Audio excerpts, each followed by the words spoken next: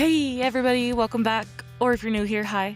I'm Taryn, and this is Tips and Tiddybits, which is a solo format I'm bringing back because honestly, I just have things to say that I feel like I've been holding in for too long, or sometimes just don't sit down and say the thing, whether it's here on the podcast or on social media. So yeah, let's get into it. Basically, I've just been watching a lot of people lately find, their big audience, their big moment, talking about a lifestyle or just things that I've been living for years.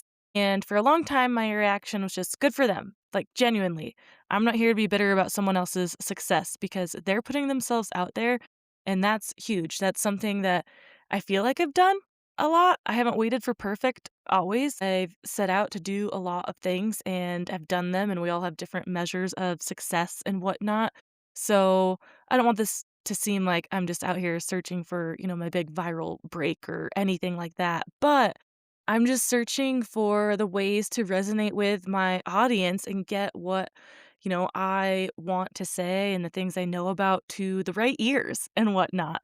And I think doing that through this format, through Tips and Titty Bits, will be helpful to find that audience to connect with.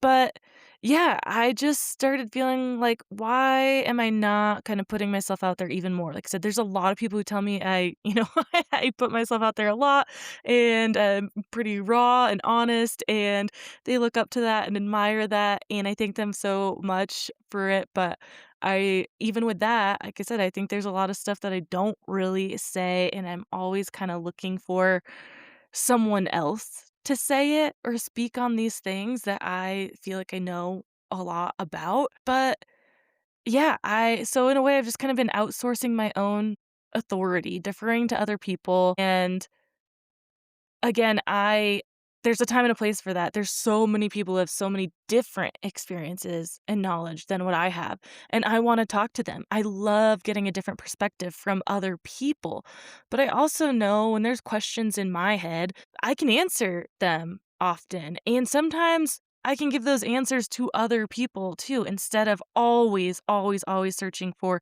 someone else to give this advice or these tips. But I think the reason that I kind of outsource is because I'm looking sometimes for some outside validation, or I'm unsure of myself or whatnot. And I just, kind of tired of that. So I am going to be more sure of myself. And when it comes time to those topics that I feel like I can speak on it, then I'm going to. So that's what this episode is about, reclaiming my expertise. And I'm calling it that on purpose because I'm still in the middle of it. It's not figured out. I'm just kind of done waiting for others and gonna rely on myself at times and know that I have the place to speak on it. And you have plenty of those opportunities too. And I think that's what part of this messaging is that we too often doubt ourselves and think we don't know enough, we're underqualified, or people don't want to hear it from us because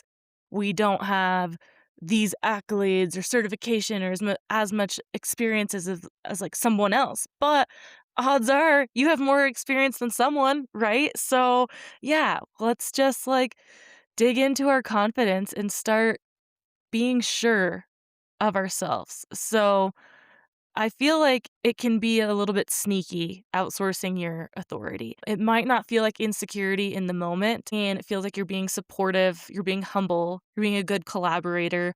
And sometimes that's, staying quiet in a room, even though you might have the most relevant experience there, because again, like that humbleness, you don't want to say something and take the spotlight from someone else, or if you're, attending an event or something that you're just there as an attendee, you don't want to feel like you are trying to take the spotlight or say I know more than you, or I don't know. Those are the things that go through my mind anyway. And obviously I'm not saying go show up to an event and then raise your hand and say I know more than you. Here I go.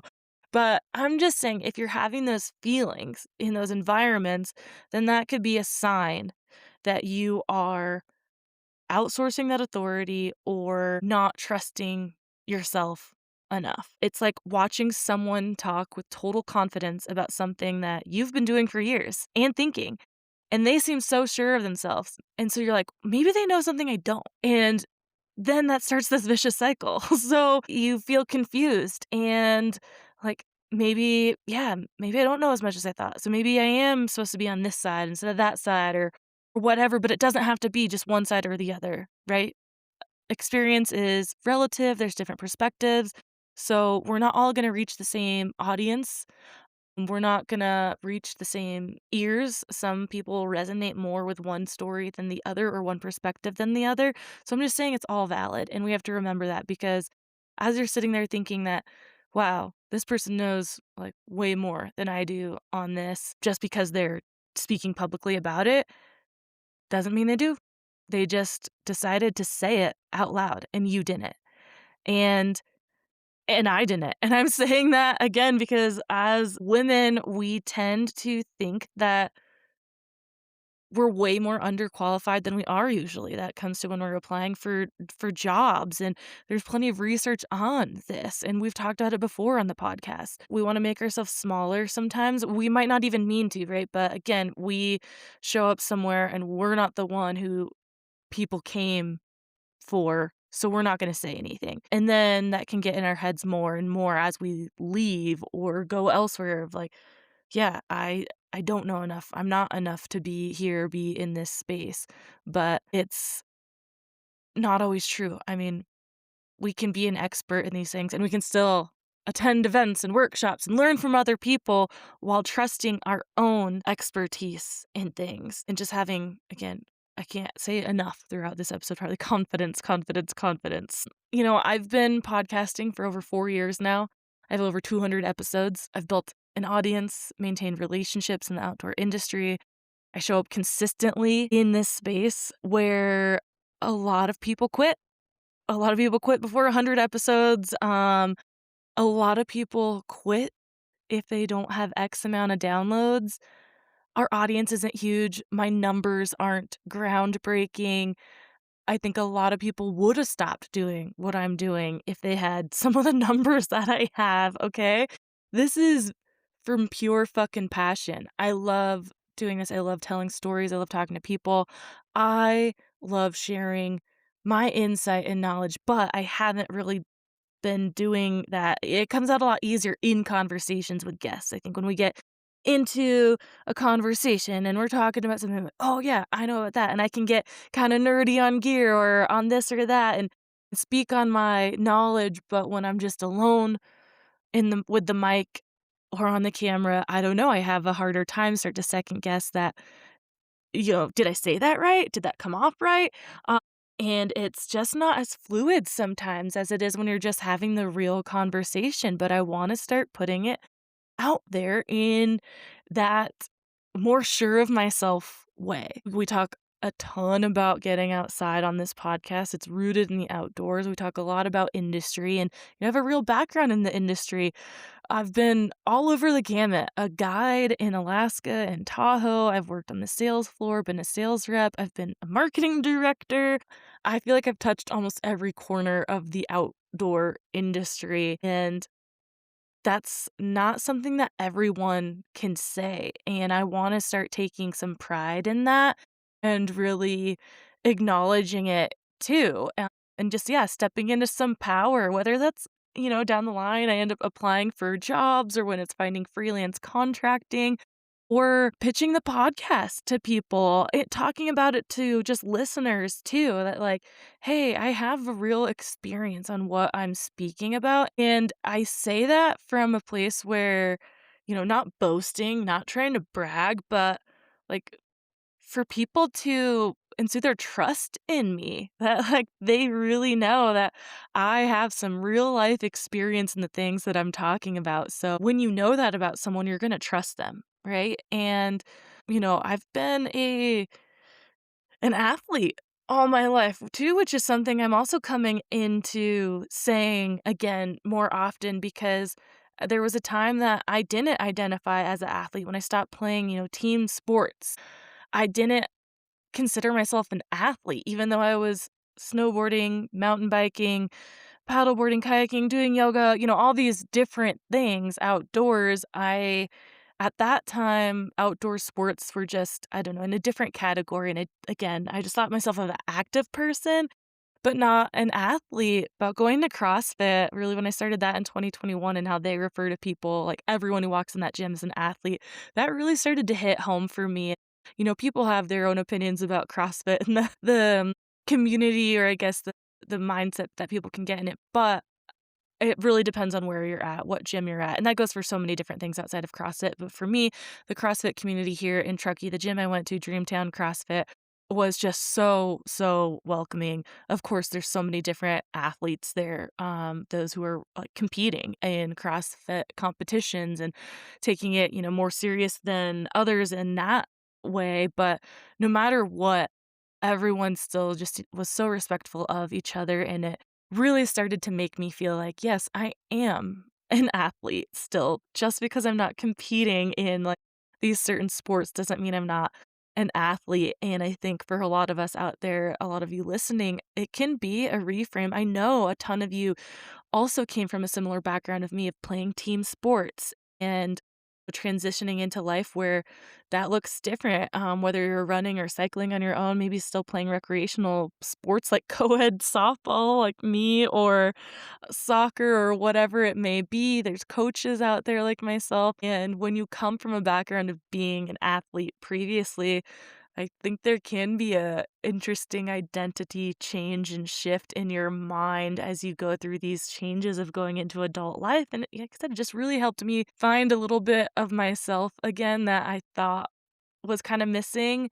So that being an athlete wasn't my only identity, so I never felt like I was in this huge crisis of not being an athlete, but when I started to comfortably refer to myself again, it felt like that little piece of me was back. Like, yeah, this is who I fucking am. Like, I have this athlete mentality.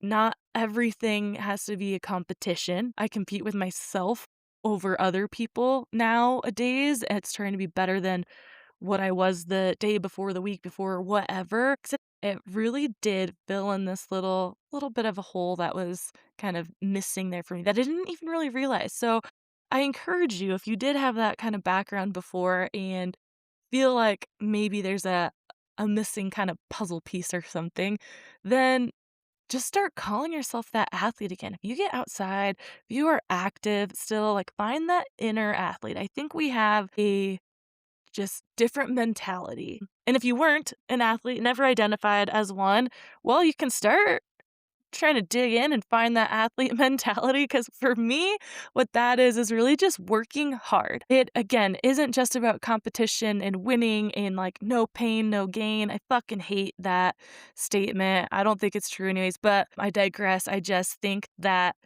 there is a beneficial mentality in the athlete mindset that is just, like, just working hard, and we all, just have to put our head down sometimes and grind, but know when to, take a step back from this or that. And yeah, I encourage you, like I said, to kind of dig into that mindset and see how that might make you feel. But anyways, my industry or my experience in the outdoor industry has spanned across many different modalities. Same with, like, the athlete. I'm a certified personal trainer. I've taught paddleboard yoga, paddleboard fitness, paddle boarding, just, instructor training, teaching people how to become a paddleboard instructor. And I was a guide, a kayak guide, a paddleboard guide.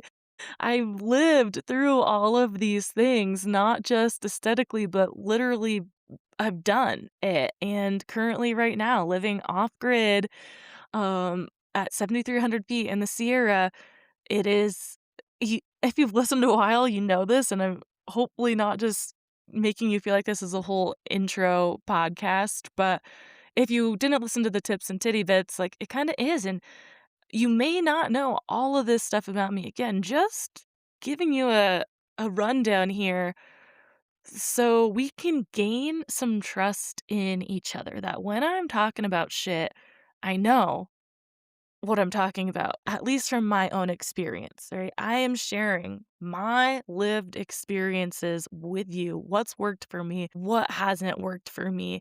And I just I just feel like I've been, I don't know, undercounting what I've done of my credentials and things like that, and I think you might be too out there, especially in this world where I'm 37, right? Going on 38 in a couple months. I know a lot of my listeners are around that age too, or in this space in life where it's felt like for years and years since my mid 20s, really, of like, what am I gonna do when I grow up, you know? And I have this resume that's all over the place.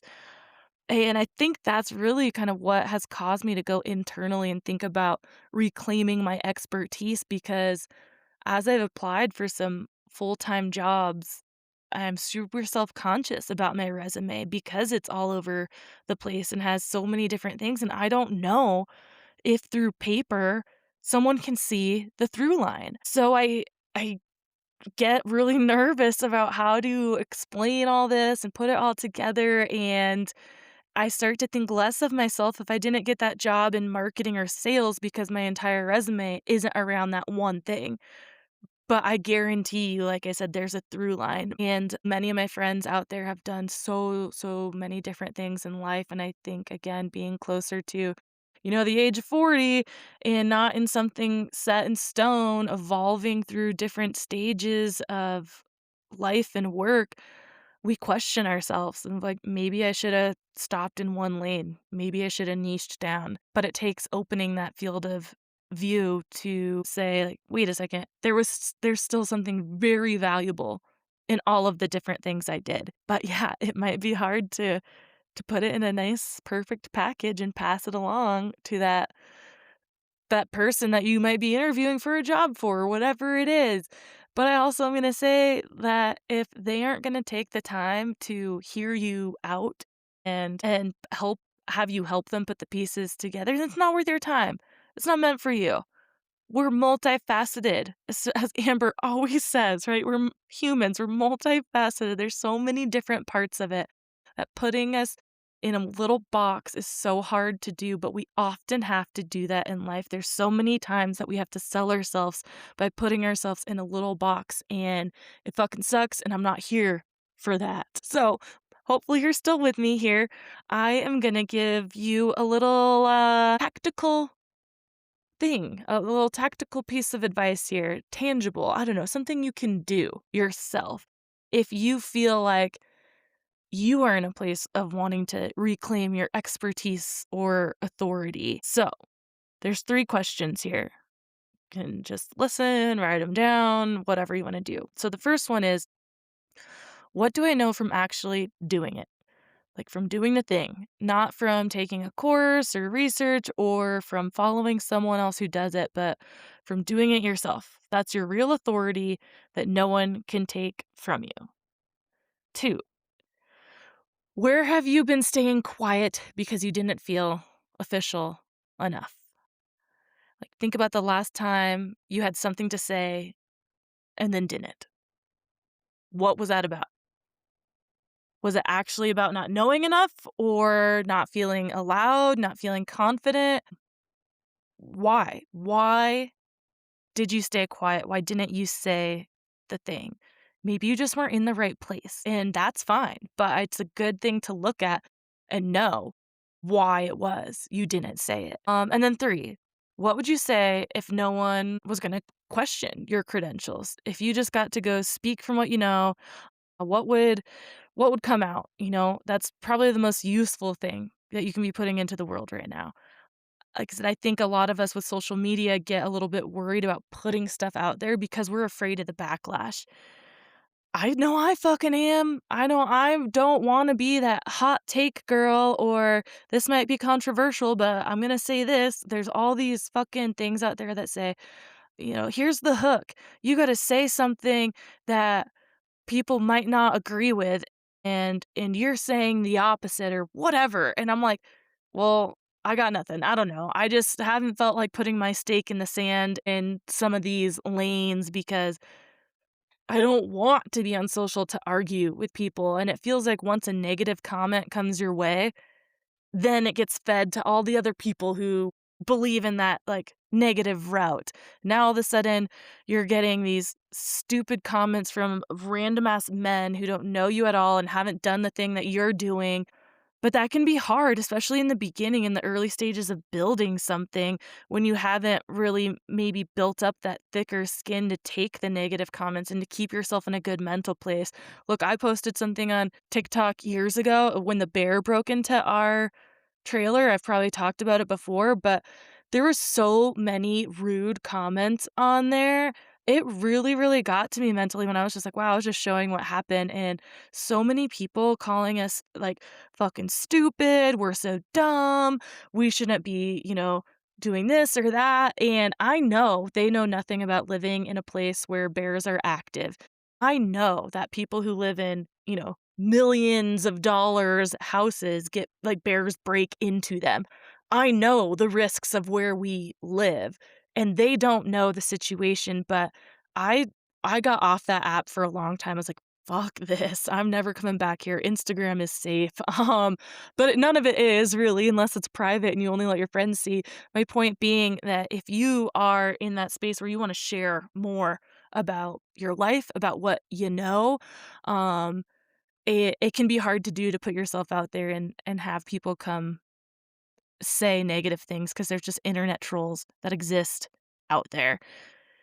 But I think we can't let that hold us back. That is part of, a fear holding us back. But there's also times like if it's gonna put you in a bad mental state, like what's that worth? What's the point in a video or something going viral if you're just gonna get negative feedback and it's not maybe like you're not trying to be an influencer and make money off this. So yeah, it's a whole spiral of things. But I am doing this right alongside you, okay? I am trying to, again, not question the things I know because I think it's just a good practice for places in other places of life, okay? This is not just about posting, like, to social media or your blog or whatever it is, because I know plenty of you out there listening aren't necessarily trying to start your own business or platform or anything like that.